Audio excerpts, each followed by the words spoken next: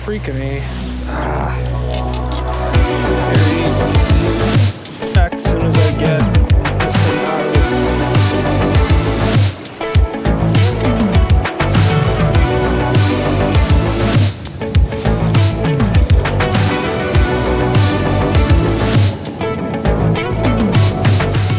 Welcome back to Fish It First, the channel where you can trust the product reviews because we're not sponsored by the manufacturers. Now, if you can't relate to that opening video, you probably haven't been using this, at least yet. But no doubt you've heard about the Jigging Rap and how incredible this little guy can be at catching perch, crappie, walleye, and even pike. But are they really worth up to $9 a piece? In short, the Jigging Rap isn't just a good lure, it's a great lure. In fact, this summer I went from using live bait as my primary means of targeting walleye to switching over to this guy right here. But it does have one critical flaw. Today we're going to talk about this lure and that flaw coming up right now. I got a good one here.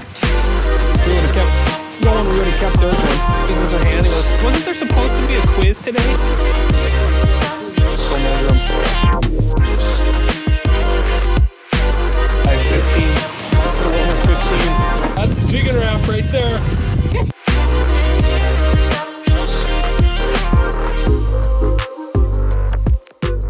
Rapala did a lot right with the design of this lure, and it starts with the body. It's lead, very heavy, rapidly pulls it back down toward the bottom of the lake, and with the tail fins on the back displacing water out to the sides, it gets the side-to-side darting action, and that emulates a bait fish that is broken away from its school, making it vulnerable, or one that is wounded on the bottom, having a hard time staying up in the water column. Both of those are pivotal toward attracting that reaction type bite from your walleye, your perch, or that pike that you're targeting. When a company is designing a lure, they typically have a particular size in mind. Later on, larger and smaller sized iterations of that lure can come out, but sometimes that action of the original is not maintained. Rapala did a good job of keeping that side-to-side darting motion consistent across their different sizes, all the way from the 2 centimeter W2 up to my favorite size to throw, the W9 or 9 centimeter Jigging Rap. There is one flaw, however, with these lures, and unfortunately it is not a minor one. This channel is all about trying to help you learn more about gear so that you can make informed purchasing decisions. Well, these lures can be about $6 to $9 a piece, and unfortunately the bond between the tail fin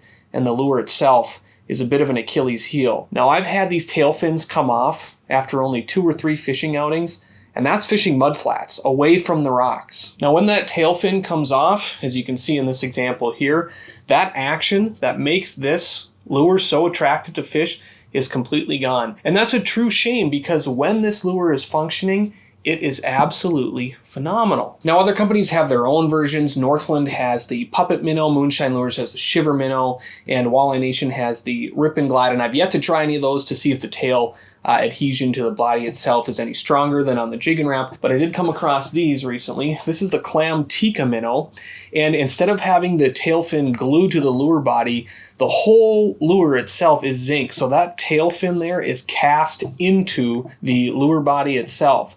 I'm going to try these out. I don't know if the action is going to be the same as with the Jigging Rap and if it's going to have the same catching potential, but very interesting. Let me know in the comments section down below if you have ever thrown the Tikka Minnow and how you think it compares to the Jigging Rap, but we'll do a video on this coming up in the near future. One huge advantage that Rapala Jigging Raps have over those Clam Tikka Minnows, though, is color selection. And here I'm fishing on Lake of the Woods. It's a stained lake, and this color right here has been phenomenal. Now, the color designation for this is perch.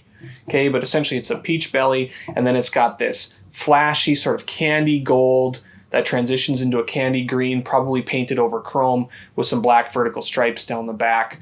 This one has been a walleye magnet. This is the color that I love to use here. If I'm on a more clear lake, I'm usually throwing a little bit more natural perch presentation. But if you're on northern lakes that have perch as a primary forage species, the perch iterations from Rapala are incredible.